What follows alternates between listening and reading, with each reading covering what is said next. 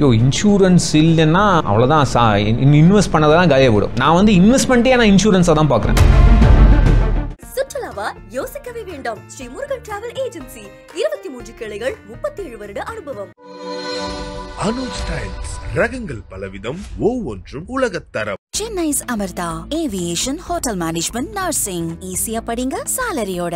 மெட்ரி hospitals வழங்கும் behind சிம்மத்தமலை power by doctor Sri Varma ஆயுர்வேதம் Ayurveda. Chennai first ever solo concert in Chennai VGP golden beach ரிசார்ட்ல நடக்க போகுது. உங்க டிக்கெட்களை இப்பவே புக் பண்ணுங்க. இன்வெஸ்ட்மெண்ட் ரிட்டையர்மெண்ட் பிளானிங்கே வந்து இஸ் இன்சூரன்ஸ் அகைன்ஸ்ட் பணவீக்கம். அவங்களுக்கு வந்து ஃபர்ஸ்ட் ஒரு எமர்ஜென்சி ஃபண்ட் பில்ட் பண்ணி அவங்கள நான் யூஸ்வலாக சொல்கிறது என்னென்னா ஒரு 10% டேக் ஹோம் பேலேருந்து 10% இன்னொரு பேங்க் அக்கௌண்ட்டுக்கு தனியாக போட்டுகிட்டே வரணும். அதுதான் ஃபஸ்ட்டு லெவல் ஆஃப் இன்சூரன்ஸ் எல்லாருக்குமே தேவை.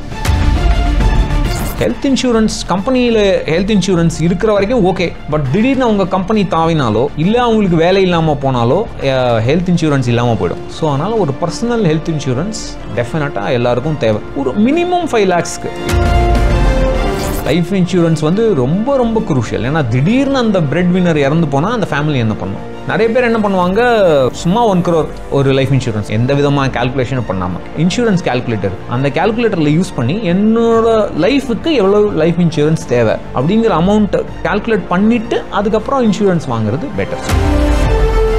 Life insurance, health insurance, emergency fund, இதை 3 இருந்தால்தான் நான் இன்வெஸ்ட் பண்ண ஆரம்பித்த உடனே அதை நான் ரெடீம் பண்ணாமல் இருக்க முடியும். இன்வெஸ்ட்மெண்ட்டை தொடாமல் நான் வாழ்ந்துட்டேன்னா ஒரு 10 வருஷம் வாழ்ந்துட்டேன்னு வச்சுங்களேன், நல்லா வெல்த் பில்ட் ஆகும். பண்ணால் எவ்வளோக்கு எவ்வளோ அவாய்ட் பண்ணுறோமோ அவ்வளோக்கு எவ்வளோ வெல்த் பில்ட் பண்ணலாம். ப்ரைவேட்டாக ஒரு கம்பெனிலேருந்து பாண்டு வாங்குறத விட ஒரு டெட் மியூச்சுவல் ஃபண்டில் போடுறது பெட்டர். டெட் மியூச்சுவல் ஃபண்டை பற்றி தெரிஞ்சுக்கணும்னு ஆசைப்படுறவங்க ஒரு லிக்விட் ஃபண்ட் இல்லை மணி மார்க்கெட் ஃபண்டில் ஃபஸ்ட்டு இனிஷியலாக இன்வெஸ்ட் பண்ணிங்கன்னா அந்த டெட் மியூச்சுவல் ஃபண்டை பற்றி ஒரு எஜுகேஷனுக்கு ஒரு ஈஸியான இன்ஸ்ட்ருமெண்ட்டாக இருக்கும்.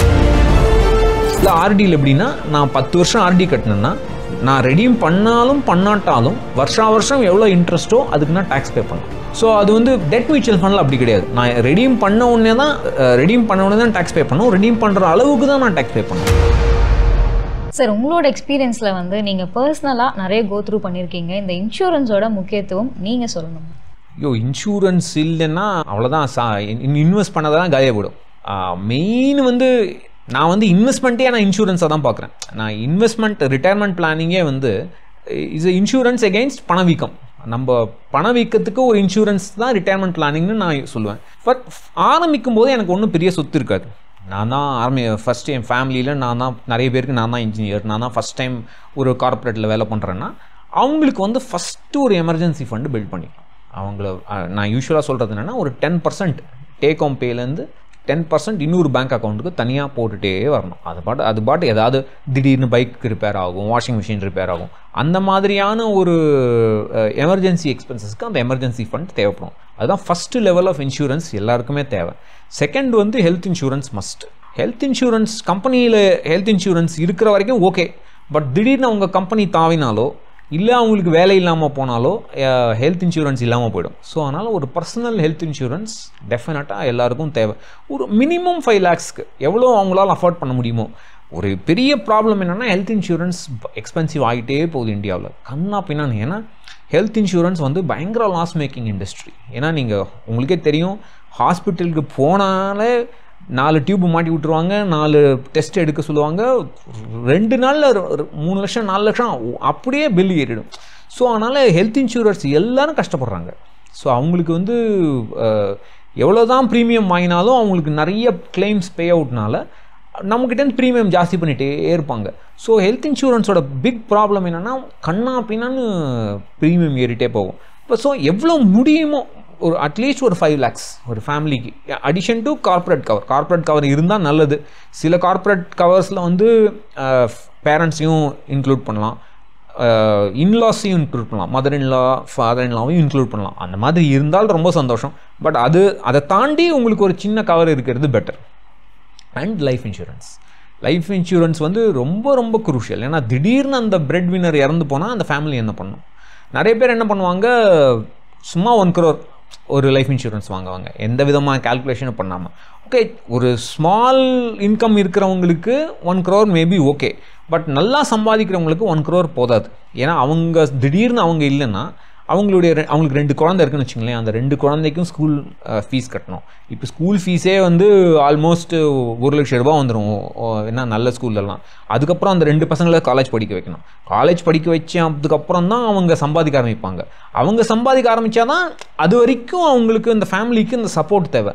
ஸோ 1 கோடிலாம் போதாது நல்லா சம்பாதிக்கிறவங்களுக்கு நான் சொல்கிறேன். ஸோ அதுக்கு வந்து ஒரு கால்குலேட்டர் இருக்குது. செபி இன்வெஸ்டர் போர்ட்டலில் போட்டிங்கன்னா என்னுடைய இன்சூரன்ஸ் கால்குலேட்டர், அந்த கால்குலேட்டரில் யூஸ் பண்ணி என்னோடய லைஃபுக்கு எவ்வளோ லைஃப் இன்சூரன்ஸ் தேவை அப்படிங்கிற அமௌண்ட்டை மெஷர் பண்ணி அதை கால்குலேட் பண்ணிவிட்டு அதுக்கப்புறம் இன்சூரன்ஸ் வாங்குறது பெட்டர். ஸோ இந்த 3 ரொம்ப ரொம்ப crucial. Life insurance, health insurance, emergency fund. இதை 3 இருந்தால்தான் நான் இன்வெஸ்ட் பண்ண ஆரம்பித்த உடனே அதை நான் ரிடீம் பண்ணாமல் இருக்க முடியும். திடீர்னு எனக்கு ஒரு ஹாஸ்பிட்டலைசேஷன் ஆகணும், இல்லை வீட்டில் பெரிய ஒரு ப்ராப்ளம், திடீர்னு ஓகே வீட்லேயே வெள்ளமே வருது, வெள்ளம் வர்றதுனால எலக்ட்ரானிக் எக்யூப்மெண்ட்லாம் போச்சு, அப்போ நான் எல்லாத்தையும் திரும்பி வாங்கணும்னா எவ்வளோ முடியுமோ என்னால் அந்த இன்வெஸ்ட்மெண்ட்டை தொடாமல் என்னால் மேனேஜ் பண்ண முடியும். இன்வெஸ்ட்மெண்ட்டை தொடாமல் நான் வாழ்ந்துட்டேன்னா ஒரு 10 வருஷம் வாழ்ந்துட்டேன்னு வச்சுங்களேன், நல்லா வெல்த் பில்ட் ஆகும். மெயின் ப்ராப்ளமே எல்லாருக்கும் என்னென்னா ஏதாவது ஒரு பிரச்சனை வரும், இன்வெஸ்ட் பண்ண நிறுத்திடுவாங்க, இல்லை ஏற்கனவே பண்ண இன்வெஸ்ட்மெண்ட்டை தொட்டுருவாங்க. இதை அவாய்ட் பண்ணால் எவ்வளோக்கு எவ்வளோ அவாய்ட் பண்ணுறோமோ அவ்வளோக்கு எவ்வளோ வெல்த் பில்ட் பண்ணலாம். சரி, இப்போ நமக்கு மியூச்சுவல் ஃபண்ட்ஸ் எந்த அளவுக்கு தெரியுதோ இன்னொரு பக்கம் வந்து இந்த கார்ப்பரேட் பாண்ட்ஸ், லிக்விட் ஃபண்ட்ஸ் இதை பற்றிலாம் இன்னும் வந்து தெரிய வேண்டிய கிளாரிட்டி இருக்குது. நீங்கள் வந்து அதை பற்றி நிறைய நீங்கள் பர்சனலாக வந்து இன்வெஸ்ட் பண்ணியிருப்பீங்க. ஸோ அதை பற்றி டெட் மியூச்சுவல் ஃபண்ட்ஸை பற்றி கொஞ்சம் தெரிஞ்சுக்கிறது ரொம்ப முக்கியம். ஏன்னா டெட் மியூச்சுவல் ஃபண்ட்ஸ் வந்து சேஃபர் ஆப்ஷன் தேன் பையிங் கார்ப்பரேட் பாண்ட். அதாவது பாண்டு வாங்குறது, அதாவது ஒரு கம்பெனிலேருந்து ப்ரைவேட்டாக ஒரு கம்பெனிலேருந்து பாண்டு வாங்குறதோட ஒரு டெட் மியூச்சுவல் ஃபண்டில் போடுறது பெட்டர். டெட் மியூச்சுவல் ஃபண்டை பற்றி தனியாக நிறைய பேசுகிறதுக்கு இருக்குது. பட் பேசிக்காக சொல்லணுன்னா வந்து ஒரு ஃபிக்ஸட் டெபாசிட், நான் ஒரு பேங்க்கில் பணம் கொடுத்தேன்னா அவங்க வந்து எனக்கு ஃபிக்ஸட் டெபாசிட் ஓப்பன் பண்ணி ரெகுலராக இன்ட்ரெஸ்ட் பே பண்ணுவாங்க. இதுதான் பேசிக் பாண்டு. இந்த பாண்டை வந்து நான் ஒரு 10 வருஷத்துக்கு நான் ஃபிக்ஸட் டெபாசிட் ஓப்பன் பண்ணுறேன்னு வச்சுக்கோங்க. இந்த 10 இயர் பீரியடுக்கு உள்ள நான் அந்த ஃபிக்ஸட் டெபாசிட்டை இன்னொருத்தருக்கு விற்க முடிஞ்சால், யூஸ்வலாக முடியாது, பட் அந்த இன்னொருத்தருக்கு விற்க முடிஞ்சாலும் வச்சுங்களேன், அப்போ வந்து என்னுடைய அந்த ஃபிக்ஸட் டெபாசிட்டோட மதிப்பு வந்து மார்க்கெட் வேல்யூ ஆகிடும். சப்ளை அண்ட் டிமாண்டை பொறுத்து இருக்குது. அந்த இன்ட்ரெஸ்ட் ரேட்டுக்கு டிமாண்ட் இருக்கா இல்லையா அப்படிங்கிறத பொறுத்து என்னுடைய ஃபிக்ஸட் டெபாசிட்டோட விலை வந்து ஃப்ளக்சுவேட் ஆகிட்டே இருக்கும். ஸோ ஒரு டெட் மியூச்சுவல் ஃபண்ட் வந்து இந்த மாதிரி ஒரு பாண்ட்ஸ் வாங்குவாங்க. அந்த பாண்டோட வேல்யூ வந்து மார்க்கெட் வேல்யூவோட ஃப்ளக்சுவேட் ஆகும். அப்போது என்ஏவியும் ஃப்ளக்சுவேட் ஆகும். பட் அந்த ஃப்ளக்சுவேஷன்ஸ் ஈக்விட்டி அளவு இருக்காது. பட் ஆனால் 2 types of debt mutual funds இருக்குது. Long term debt mutual funds இருக்குது. அப்போ வந்து என்னாகும், ஒரு 30-40 இயர் பாண்டுன்னு வச்சுங்களேன், நாளைக்கு வந்து இன்ட்ரெஸ்ட் ரேட் எப்படி இருக்கும், மேலே போகுதா கீழே போகுதாங்கிற ஒரு அன்சர்டனிட்டி இருந்தே இருக்கும். அதனால் 40 வருஷம் 30 வருஷம் பாண்டு வந்து விலை நல்லா ஃப்ளக்சுவேட் ஆகும்.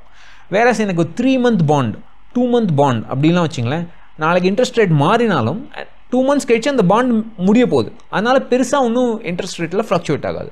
ஸோ டெட் மியூச்சுவல் ஃபண்டை பற்றி தெரிஞ்சுக்கணும்னு ஆசைப்படுறவங்க ஒரு லிக்விட் ஃபண்ட் இல்லை மணி மார்க்கெட் ஃபண்டில் ஃபஸ்ட்டு இனிஷியலாக இன்வெஸ்ட் பண்ணிங்கன்னா அவங்களுக்கு என்ஏவி ரொம்ப ஃப்ளக்சுவேட் ஆகாது. ப்ளஸ் அவங்களுக்கு அது ஸ்டார்டிங் பாயிண்ட் ஆஃப் அந்த டெட் மியூச்சுவல் ஃபண்டை பற்றி ஒரு எஜுகேஷனுக்கு அது ஈஸியான இன்ஸ்ட்ருமெண்ட்டாக இருக்கும். சரி, இப்போது டெட் மியூச்சுவல் ஃபண்ட்ஸ் பற்றி கண்டிப்பாக தெரிஞ்சு தான் ஆகணுமா, இல்லை நார்மலாக நம்ம மியூச்சுவல் ஃபண்ட்ஸில் இன்வெஸ்ட் பண்ணிவிட்டு அதை அப்படியே விட்டுடலாமா? தெரியணுங்கிற அவசியம் இல்லை. பட் என்ன ஒரே விடுனா ஃபிக்ஸட் டெபாசிட் போட்டால் போதும். ஃபிக்ஸட் டெபாசிட்டில் ரெக்கரிங் டெபாசிட் போட்டால் போதும். ஏன்னா பெரிய ஒன்றும் டாக்ஸேஷன் டிஃப்ரென்ஸ் கிடையாது. பட் டெட் மியூச்சுவல் ஃபண்ட்ஸில் என்ன ஒரு அட்வான்டேஜ்னா, நீங்கள் வந்து ஒரு எஃப்டினா நீங்கள் ஃபுல் எஃப்டியை பிரேக் பண்ணால் தான் உங்களால் பார்ஷியலாக பணம் எடுக்க முடியும். அஃப்கோர்ஸ் ஃப்ளெக்சிபிள் எஃப்டின்னு சில பேங்க்ஸில் இருக்குது.